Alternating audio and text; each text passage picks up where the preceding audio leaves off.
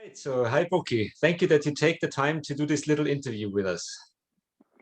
No problem. I appreciate that you're doing that. Thank you. So let us hop directly into the first question. So can you tell us, how did you get into specialty coffee? Oh, this is a long story, but I can shorten it up a little bit. So, as I studied in Innsbruck, I was searching for a job and I started in this breakfast club. I was serving food there actually, and there was this guy at the bar and he was pouring already hearts into a cappuccino.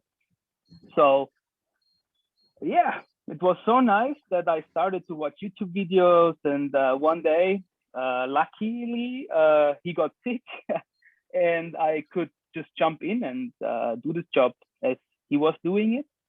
So this was the point where I just started to work behind the bar, work behind the coffee machine. But from the beginning, I was not really into coffee. I was into latte art. And so I started, I got better and better. And when I finished my studies, I went to Vienna because I wanted to get into the community. But maybe, as the people know, it's not that easy to get into a specialty coffee shop just by applying. Um, Better to have connections. And as I did not have one, I needed to earn some money, and I started in a generation coffee called Vollpension. And I was working there behind the bar, and I still applied to coffee shops. And one day, Tobias from Kaffeefabrik just answered my email, and we met. And he offered me this job. And he was already into specialty coffee. And the nice part was they were not just selling coffee; they were also roasting coffee and importing coffee. So I had a lot of different things to learn there, and so I started at Kaffeefabrik. And yeah, but actually I was not in the scene. I was just working in specialty coffee with the first competition at La Cultura de Calce, where I placed third. I got into the coffee and the specialty coffee scene, and this is my journey. Yeah, now I'm here. Well, thank you for sharing this. But and you actually made a nice kind of laid me a nice path to the next question, because you, as you said, you like competitions. You got that spirit already, and I know you from some competitions inside and outside Specialty Coffee Yeah. Association. And yeah, you are a competition animal, that for sure. But what do you get out of those coffee competitions? That's a question I'm asking myself every time I'm competing because I get really nervous. I When I go on stage, I'm stressed, but at the end, when you leave the stage, you have this feeling of release, and I think it's an adrenaline thing. So it's the combination of everything. But I think the nicest part or the thing you're getting out of these competitions is that you can show the public what kind of skills you have. You can meet friends. You can talk nerdy about coffee for 2 or 3 days, depending on how long the competition is. Yeah, uh, I like to compete in everything. I like just competing with friends who can throw paper balls inside bins, or who can run faster, who can stack more tulips inside a coffee cup. So this is a thing I always like. So yeah, I think I should do it just more often to get more comfortable. But at the end, it's this community thing I like the most of competing. That's great to hear that you say that the community is the most important thing in competitions. That's I can totally underline this line.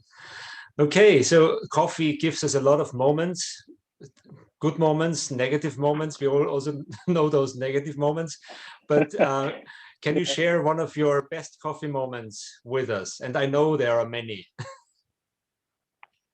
Yeah, I mean, there are so many. It's from sipping the first geisha to winning a competition. Also, kind of helping people winning competitions, as I did with a colleague at the Oatly Latte Art Throwdown. So those are very special moments I never forget. But I think the best coffee moment ever was opening the second shop with Café Fabrik. So it kind of shows the passion and the work we spend it for opening it. So this was a huge step. And yeah, and I think the best thing is not my own coffee moment, it's sharing these moments with the people out there, with the friends. It's nice when people are cheering, and yeah, it's just this goosebump moment. Yeah, so I think this is the nicest part. Thank you. You already told us that you started with working in a coffee shop in Vienna, which is called Vollpension, which is some kind of social project, if I got it right, where Yes. also retired or unemployed people get a chance to work. So that's not really specialty coffee, I would say, but you said it No. yourself. But still, your journey started in coffee in Vienna there, and then you moved on, and you got competition spirit, and you also tried different preparation methods of coffee.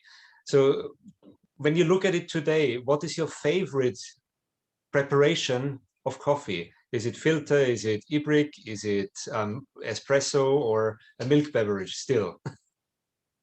Definitely filter coffee, because I love this 5 minutes in the morning where I pour my V60 and there is no one talking to me. It's kind of meditation. But I need to say I'm getting more and more into Ibrik, and we need to see where this one leads. Yes. Yeah, who knows? Probably we can have an Ibrik championship in Austria once. That would be cool. Yeah, maybe. Yeah.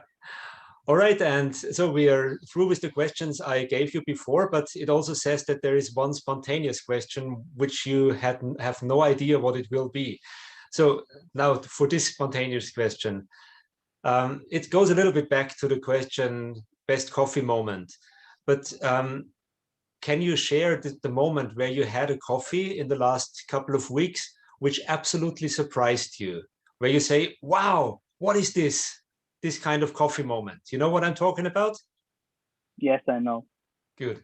I would go even more backwards. Okay. Yeah, sure.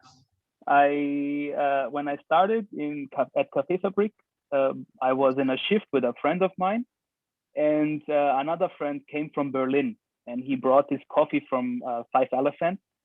It was an Ethiopian natural, and we prepared it as a V60. And I know this moment, this was, I can even say as yesterday, we slurped this coffee and it tasted like maracuja juice.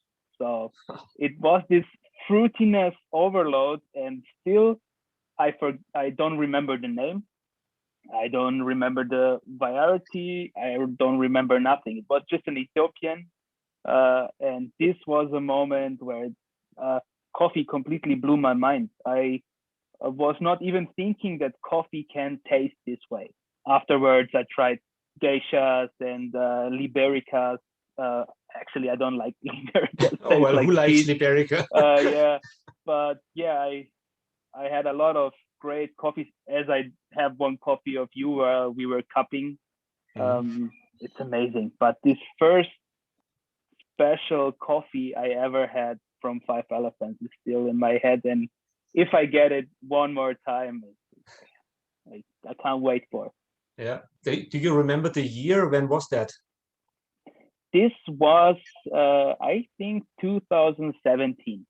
So 3-4 years ago now, and you still remember Yes. it like just Yes. yesterday.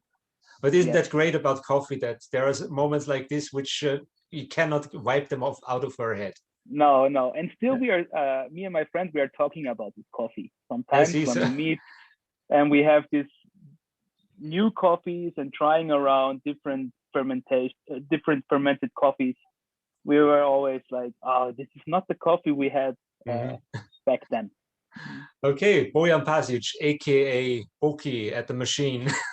one of our champions, cup tasting champion 2020 in Austria. So let's see where the World Championship takes you. And we of SCA Austria and everybody in the coffee scene, we wish you the best of luck for the World Championship. It was a pleasure talking to you. Thank you for your time. And thank you for your time. And let's have some good coffees together.